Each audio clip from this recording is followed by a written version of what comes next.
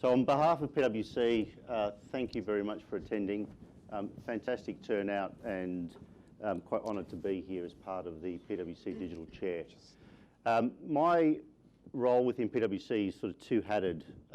The first role and the role that I've been playing mainly is around leading our digital services business, so client-facing and building out our digital services capability over the last 3 to 4 years.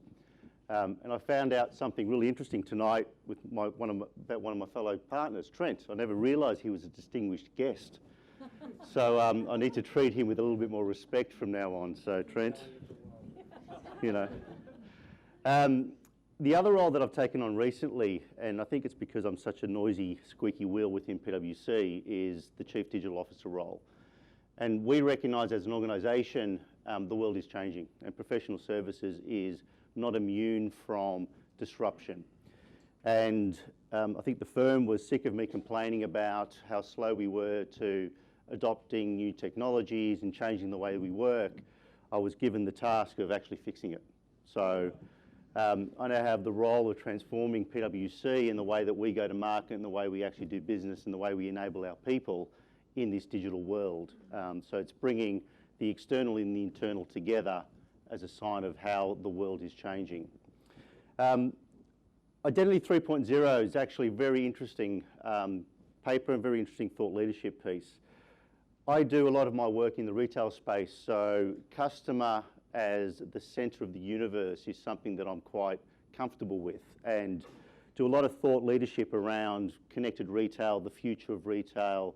What does it mean from a customer's perspective to be in the retail space? And if I took an extreme view, my view is that retail will disappear over time as a concept, as an industry, because retail was created as a distribution channel which is no longer required with the technology that's available in today's world.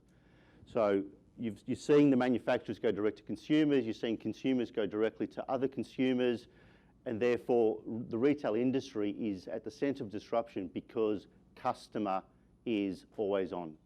And the always on customer is the centre of driving a lot of the transformation that we're actually seeing in the marketplace. They are pulling product rather than manufacturers pushing. Retailers no longer have the power. If you do not meet the needs of that customer, then they'll go elsewhere. They're no longer bound by the Australian geographic boundary. They can actually buy anything from anywhere at any time of the day, through any device, through any channel, and therefore the concept of customers now owning their data and owning their profile rather than actual entity is another paradigm shift in the way that we actually should be looking at markets, industries, platforms, structures, etc. So I presented about 3 years ago at a conference around, it was about the future of retail, and one of the concepts that we actually put out there was the Identity 3.0 central master record owned by the customer that's pushed out to the people that they want. I think the difference today is, I think it's actually possible today. We actually now live in a world where the technology is no longer the barrier. To actually create the concept of a customer-owned master data record that is pushed out to the people that they want, that is actually independent of structure, etc., is possible technically. I think the challenge that we have is maturity of the industry and corporations and the consumers. So I actually think there's elements of the model that can certainly be implemented today, but there's elements that we actually probably need to take a step back from. Now, when we look at something like customer as the centre of the universe, we look at it through 4 lenses. And the 4 lenses that we look at are disruption. So what does it mean from a business model perspective? And this concept has tremendous implications for business models, both for organisations, for education, for government, whichever industry you look at, the disruption that this would cause is immense, but it will happen. So what does it then mean from an engagement perspective? How do you actually deliver an engaging experience that's easy for the customer to own, to drive, to actually engage with? And how do they actually then drive the community around them, whether it's with other organisations in a C2B concept or a P2P concept? The third is digitisation. This actually drives further digitisation of business models, of processes and engagement. So further connecting people directly to people rather than through organisations themselves. And then the last element, which is critical, is the trust piece. So Identity 3.0 is not about authentication.